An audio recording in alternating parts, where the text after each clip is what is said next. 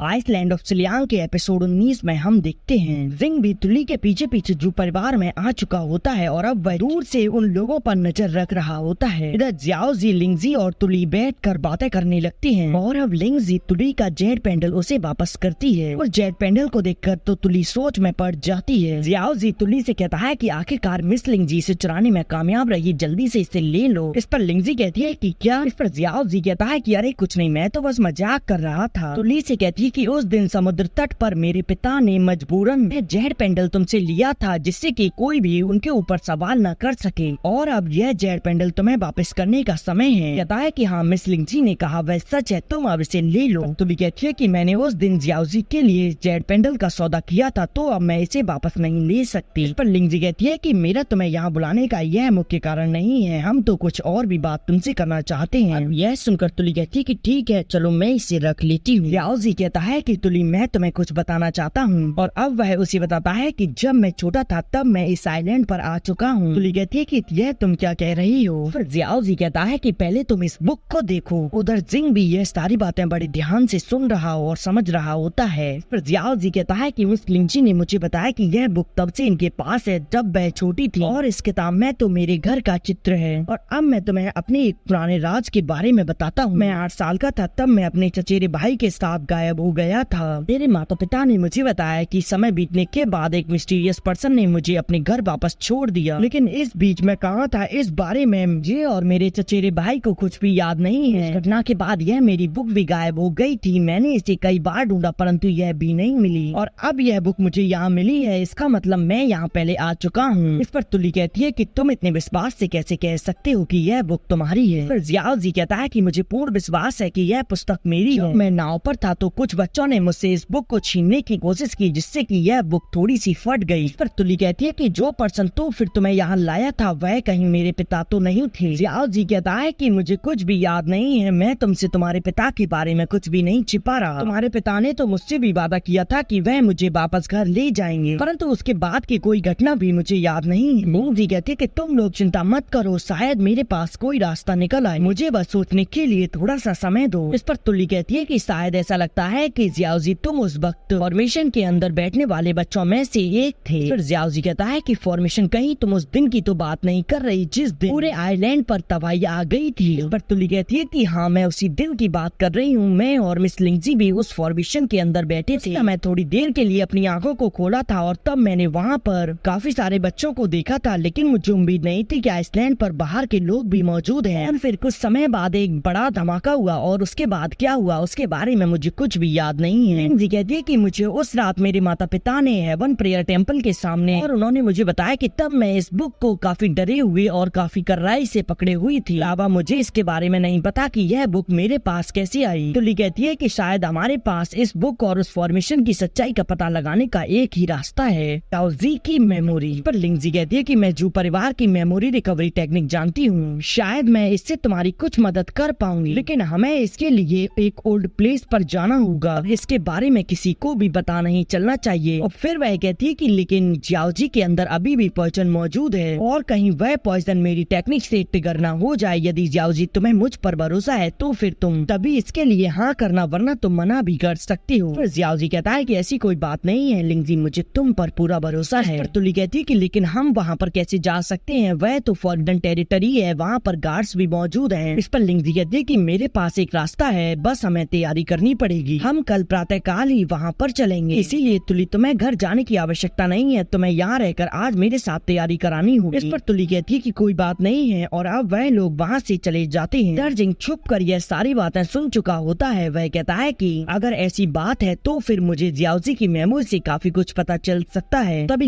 जिंग की नजर उसी मिस्टीरियस ब्लैक आइडेंटिटी पर पड़ती है। उसे देखते ही वह उस मिस्टीरियस ब्लैक आइडेंटिटी का पीछा करने लगता है। वह उसका पीछा करते हुए चैंग परिवार के रेडिजेंस के काफी पास आ जाता है। इधर जुआन वहाँ पर उस जगह हर्ब्स को कलेक्ट कर रहा होता है और अब तभी उसे वहाँ किसी के होने का एहसास होता है। इधर वह मिस्टीरियस आइडेंटिटी अचानक से जिंग के सामने से गायब हो जाती है। वह सोचता है कि यहीं पास ही में चैंग परिवार का हाउस मौजूद है, तो फिर मुझे अपने मैजिक का उपयोग नहीं करना चाहिए। और फिर वह शांति से वह वहाँ से जाने लगता है, परंतु तभी एक लेजर उसके पास से गुजरती है। जुआन जिंग से कहता है कि इमोर्टल तुम चैंग परिवार में बार बार क्यों आते हो? जिंग कहता है कि मैं तो बस यहाँ से गुजर रहा था, तो फिर तुम बखेर बेड़ा खराब मत करो, मुझे यहाँ से जाने दो। यह कहकर वह वहाँ से जाने लगता है, परंतु जुआन अपनी पावर को एक्टिवेट करके जिंग को वहीं रोक लेता है। जुआन अपनी पावर को एक्टिवेट करे हुए सोच रहा होता है कि बस किसी भी तरह मुझे इसकी आइडेंटिटी के बारे में पता लगाना है। फिलहाल यहाँ पर कोई नहीं है तो फिर यही अच्छा मौका है।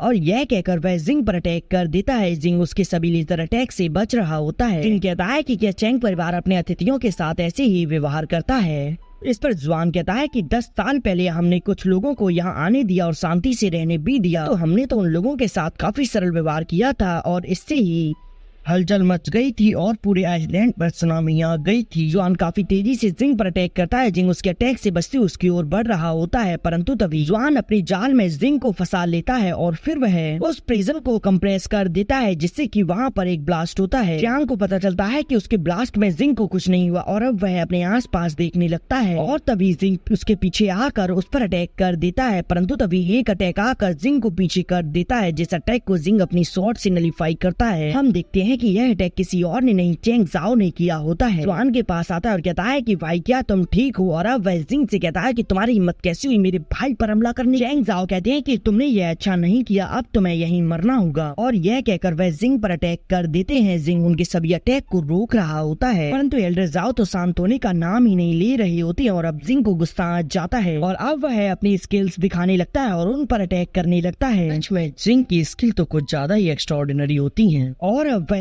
काफी स्पीड से उनके गाल पर कट लगा देता है। इससे चैंग ज़ाओ बौखला जाते हैं और अब वह काफी ज्यादा आवेगशील हो जाते हैं और वह उन पर काफी बुरी तरीके से अटैक करने लगते हैं, जहाँ जिंग उनको पीछे करके अपनी स्वॉर्ड से उनके माइंड पर अटैक करता है, परंतु तभी चैंग ज़ाओ के अंदर एक पावर एक्टिवेट हो जाती है जो कि उन्हें बचा लेती है। जिंग कहता है कि धर्मासी, इधर चैंग ज़ाओ का खून तो और भी ज्यादा खौल उठता है, उसका टेम्परेचर 100 क्रॉस कर जाता है और फिर वह वहाँ पर अपनी पावरफुल टेक्निक का उपयोग करने लगते हैं, जिससे कि वहाँ की जमीन में से काफी ज्यादा फायर निकलने लगती है और जिंग यह देखकर अपने सामने एक सील बना लेता है, परंतु चैंग ज़ाओ वहाँ पर अपनी एक सीक्रेट स्किल का उपयोग करते हुए एक पावरफुल अटैक जिंग के ऊपर कर देते हैं, जिससे कि जिंग की वह पावरफुल सील उनके सामने नहीं टिक पाती। जिंग उनके अटैक से काफी ज्यादा पीछे हो जाता है और तभी जैसे ही जिंग की वह सील टूटती है, उसके अंदर से एक क्रिस्टल बॉडी बाहर निकल कर आती है जो कि उस अटैक को अपनी एक ही उंगली से रोक देती है और तभी इसका पता मिस फेंग को भी चल जाता है। इधर चैंग ज़ाओ के अटैक ही नहीं, अब तो वहाँ का तो पूरा टाइम ही रुक जाता है। वहाँ के जो पत्थर हवा में होते हैं वह हवा में ही ठहर जाती हैं। इधर जिंग अपनी कॉन्शियसनेस में आ जाता है और अब वह वहाँ पर उसी क्रिस्टल बॉडी को देखता है और हैरान होता है। काफी देर तक उस क्रिस्टल बॉडी को देखकर समझने की कोशिश कर रहा होता है कि यह क्या है और तभी क्रिस्टल बॉडी वापस से उसके गले में पड़े लॉकेट के अंदर चली जाती है। जिंग उस लॉकेट को देखने लगता है, तभी वहाँ पर मिस फेंग आ जाती है। मिस फेंग कहती है कि आज तो तुमने पूरे आइलैंड को ही डिस्ट्रॉय कर दिया होता। जिंग कहता है कि यह आप क्या कह रही हैं, तुम्हारा यह कहने का क्या तात्पर्य है, और तो और यह क्रिस्टल क्या है। पर मिस फेंग कहती है कि यह शायद डिवाइन धर्मा बॉडी है, यह तुम्हें तब प्रोटेक्ट कर रही है जब तुम्हारी जान पर खतरा आ गया है। वह कहती है कि आखिरकार तुम्हें पता चली गया कि चैंग परिवार का सीक्रेट क्या है, वह shadow spirit ancient primitive consciousness. कि अगर ऐसी बात है तो फिर इसने फ्लेम केव में मुझे प्रोटेक्ट क्यों नहीं किया। पर मिस फेंग कहती है कि इस बारे में तो तुम्हें खुद पता लगाना होगा और वैसे भी इस आइसलैंड से बाहर जाने के कई तरीके हैं, तो फिर अब तुम्हारे हाथ में है कि तुम्हें क्या करना है। अब जिंग अपने कॉन्शियस माइंड से बाहर आ जाता है। उसके बाहर आते ही वहाँ का टाइम फिर से चलने लगता है। वे और जुआन चैंग ज़ाओ को जाकर संभालते हैं। वे कहते हैं कि ग्रैंडपा क्या आप ठीक हैं। इधर चैंग ज़ाओ तो सीधे जिंग को ही घूरे जा रहे होते हैं और तभी वहाँ पर चैंग रेन आते हैं। वे कहते हैं कि आप सभी रुक जाइए।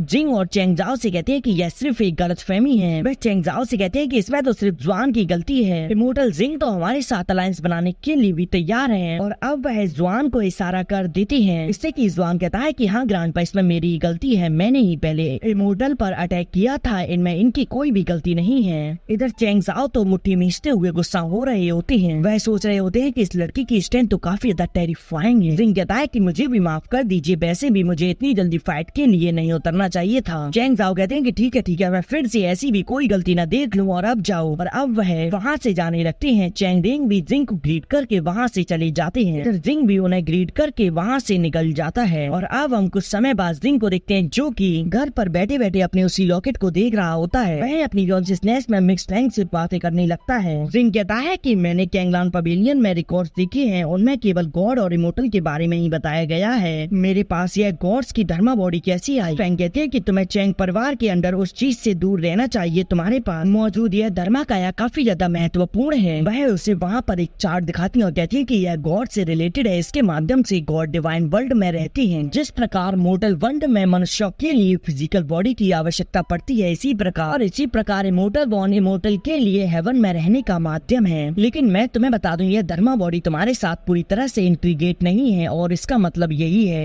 कि यह धर्मा बॉडी पूर्ण रूप से तुम्हारी नहीं है कि शायद यह तुम्हारी धर्मा बॉडी तुम्हारे माता पिता से तुम्हारे पास आई है, उन्होंने ही तुम्हारे लिए इसे छोड़ा होगा। रिंग कहता है कि अगर मेरे पिता गॉड थे तो फिर वह इस आइसलैंड पर क्यों आए। इस पर मिस फैंग कहती है कि धर्माकाया डिवाइन वर्ल्ड में रहती है और यह दुख दर्दों का अनुभव करने के लिए अपनी स्पिरिचुअल कॉन्शियसनेस को मोर्टल वर्ल्ड में भेजती है। लेकिन तुम्हारे पिता धर्माकाया को इस धरती पर कैसे ले आए? अवश्य इसका कोई ना कोई तो कारण हो। कहता है कि इसका क्या कारण हो सकता है। मिस फैंग कहती है कि मुझे इसका कैसे पता चल सकता है, तुम्हें अब डिवाइन रियल्म में जाकर इसका पता खुद लगाना होगा। रिंग कहता है कि ठीक है और अब वह वापस से अपनी स्पिरिचुअल कॉन्शियसनेस से बाहर आ जाता है। रिंग सोच रहा होता है कि अगर ऐसी बात है तो फिर उस समय धर्माकाया ने मेरे माता पिता को क्यों नहीं बचाया। और अब वह उसी हर को देखने लगता है जो चैंगरिंग ने उसे दी थी। तब इसके अंदर से एक मैसेज बाहर निकलता है। इस मैसेज को पढ़ता है और अब वह सोचता है कि क्या चैंगरिंग ने यह मैसेज छुपकर मुझे दिया है। और तभी वह मैसेज जिस चीज से लिखा होता है वह चीज जिंग के दिमाग में चली जाती है और फिर जिंग को एक जगह दिखाई देने लगती है। वह उस जगह को देखकर कहता है कि यह जगह तो वी यूनियन के पास है और तभी उसे वहाँ पर युंग तान काओ ग्रास दिखाई देती है। वह सोचता है कि उन्हें कैसे पता चला कि मुझे इसकी आवश्यकता है। और तभी लिटिल जिंग वहाँ पर आ जाता है। वह कहता है कि क्या उसे पहले से ही पता चल गया कि मैं कौन हूँ। जिंग कहता है कि कहीं यह चैंग परिवार का ट्रैप तो नहीं, इसमें काफी खतरा हो सकता है। पर लिटिल जिंग कहता है कि जब मेजर डिसीजन लेने की बात आती है तब रूल्स को ब्रेक करके डिसीजन लेने पड़ते हैं। मैं उससे कहता है कि तुम याद करो उस समय मैंने तुमसे कहा था कि तुम जाकर उसी मॉन्स्टर से फाइट करो और इस प्लान के अनुसार जैसा होना था वैसा ही हुआ। तो फिर अब तुम किससे डर रहे हो? अब ऐसा क्या सवाल है जो कि तुम्हें परेशान कर रहा है? और वैसे भी हम तो इस समय का काफी समय से इंतजार कर रहे थे। और अब इसी के साथ यह एपिसोड यहीं एंड हो जाता है।